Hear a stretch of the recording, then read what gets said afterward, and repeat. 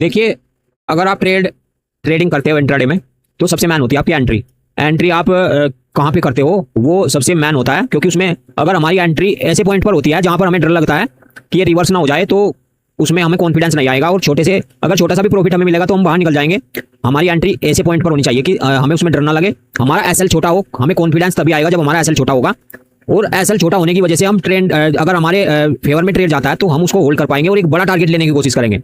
देखिए, मैं आपको एक सेटअप बताने वाला हूँ। अगर आप इस सेटअप पर वर्क करते हो तो आपका एसएल सबसे छोटा होगा और आप बड़े बड़े टारगेट अचीव कर पाओगे। चैनल नहीं किया सब्सक्राइब तो सब्सक्राइब कर लीजिए, क्योंकि हम लर्निंग वीडियोज आपको देते ही रहते हैं। देखिए, ये सेटअप है एक मूविंग एवरेज का, और मूविंग एवरेज इसमें टाइम फ्रेम क्या रहेगा आपको 15 मिनट का।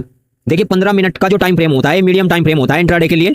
5 मिनट पर आप एंट्री कर सकते हो, 15 मिनट पर, लेकिन 15 मिनट पर आपको एग्जैक्ट प्राइस वहाँ पे पहुँचना चाहिए। 5 मिनट पर आप एंट्री कर सकते हो उसमें, और 1 घंटे का टाइम फ्रेम हमें बताता है कि ट्रेंड किस तरफ का है इंट्राडे के लिए।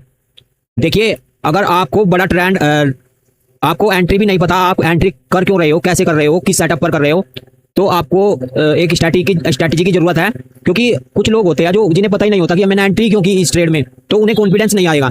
देखिए, ये सेटअप इस तरह से वर्क करेगा। ये 15 मिनट का चार्ट है और ये 9 मूविंग एवरेज मैंने लगाया हुआ है इस पर। अगर आपको इस पर वर्क करना है तो देखिए, पिछले दिन का हाई और लो मार्क कर लीजिए आप किसी भी चार्ट पर।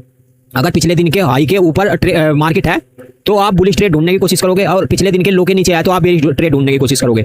जब जब मूविंग एवरेज के पास में प्राइस आएगा यहाँ पे, देखिए, जब मूविंग एवरेज के पास में प्राइस आता है तो वहाँ से रिजेक्शन कैंडल बनती है। रिजेक्शन कैंडल के हाई का ऐसे लगा करके हमें 1:2 1:3 तक का टारगेट इजीली मिल जाता है।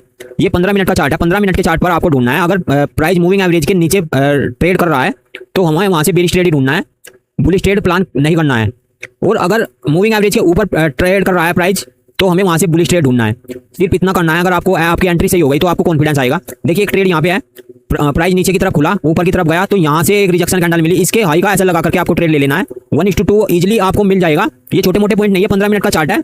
ये कम से कम 25 से 30 पॉइंट होंगे, और यहाँ पे 10 पॉइंट का हमारा एसएल रहेगा। ज़्यादा पॉइंट का एसएल, इसमें बड़ा एसएल नहीं मिल पाता है। इधर देखिए, अगर आपको महीने में 3 से 4 ट्रेड भी आपके अच्छे चले गए तो आपको महीने भर का प्रॉफिट इजीली मिल जाएगा। सिर्फ आपको फोकस करना है। अगर आपको एंट्री सही चाहिए तो सिर्फ 15 मिनट के चार्ट पर आप फोकस करोगे। एंट्री आप 5 मिनट के चार्ट पर भी ले सकते हो, लेकिन जब भी 15 मिनट के चार्ट पर मूविंग एवरेज के पास में प्राइस आएगा तो आपको एंट्री प्लान करनी है। अगर ऊपर प्राइस है, जब मूविंग एवरेज के पास में प्राइस आएगा, मूविंग एवरेज को टच करेगा, तो आपको एंट्री प्लान करनी है। देखिए, यहाँ पे मूविंग एवरेज के यहाँ पे प्राइस खुलता है, 3 से 4 कैंडल यहाँ पे बनाता है। जब भी मूविंग एवरेज के पास में प्राइस आया तो प्राइस ऊपर की तरफ ही निकलता चला गया, कहीं भी हमारा एसएल हिट नहीं हुआ है। जब मूविंग एवरेज के पास प्राइस आया तो प्राइस ऊपर की तरफ ही गया है।